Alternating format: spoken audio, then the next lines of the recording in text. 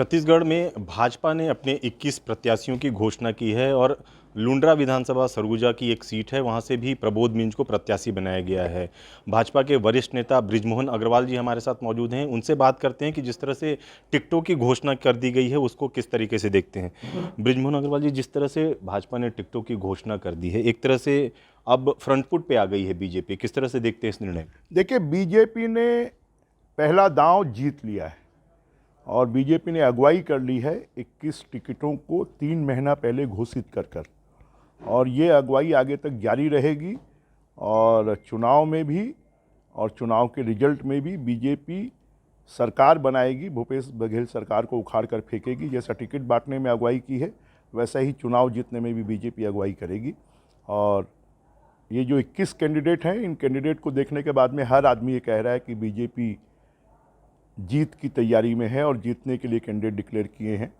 तो मुझे लगता है कि बीजेपी के केंद्रीय नेतृत्व ने जो निर्णय लिया है वो छत्तीसगढ़ में बीजेपी की सरकार बनाएगा। ज़्यादातर नए चेहरे शामिल किए गए हैं, महिलाओं को भी मौका दिया जा रहा है। जीत का समीकरण किस तरह से बीजेपी तैयार कर रही है? देखिए, जीत का समीकरण कि नए चेहरे भी हों, पुराने चेहरे भी हों, महिलाएं भी हों, नौजवान भी हों, अनुसूचित जनजाति के लोग भी हों, जाति के लोग भी हों, पिछड़े वर्ग के लोग भी हों। आप ये 21 टिकटों में देखेंगे कि सभी वर्गों को प्रतिनिधित्व दिया गया है और इससे जनता में एक उत्साह आएगा और कार्यकर्ताओं में लड़ने की क्षमता तैयार होगी और उसके आधार पर भारतीय जनता पार्टी जीतेगी। और भी दावेदार थे जिनमें बड़े नाम हैं, उनको किस तरह से मनाएगी पार्टी, क्योंकि वो भी दावेदारी कर रहे थे और नाराजगी उनकी कहीं ना कहीं चिंता का कारण है?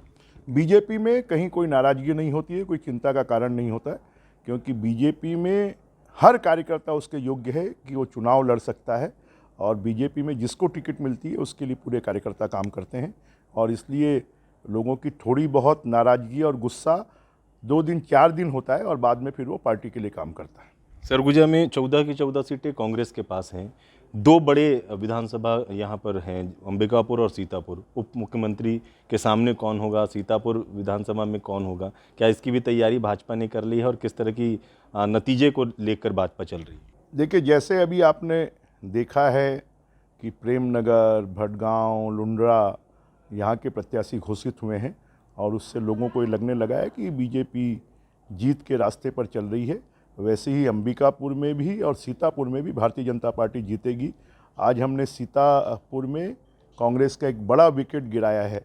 अनिल निराला, जो एक लोकप्रिय वहाँ के युवा नेता हैं, उन्होंने आज लगभग 5000 कार्यकर्ताओं के साथ में बीजेपी प्रवेश किया है और मुझे लगता है कि ये बीजेपी में बड़े नेताओं के कांग्रेस से टूटकर आने की एक शुरुआत हुई है और चुनाव के अंत तक हम कांग्रेस के लोग जो निराश हैं, हताश हैं, उनमें एक ऐसी भावना पैदा हो गई है कि बीजेपी की सरकार ज़्यादा अच्छी थी। कांग्रेस की सरकार में तो पंचायतों में हमारी सरकार के समय 5 साल में कम से कम 1 करोड़ रुपए मिलता था, आज 1 लाख रुपए भी नहीं मिल रहा है।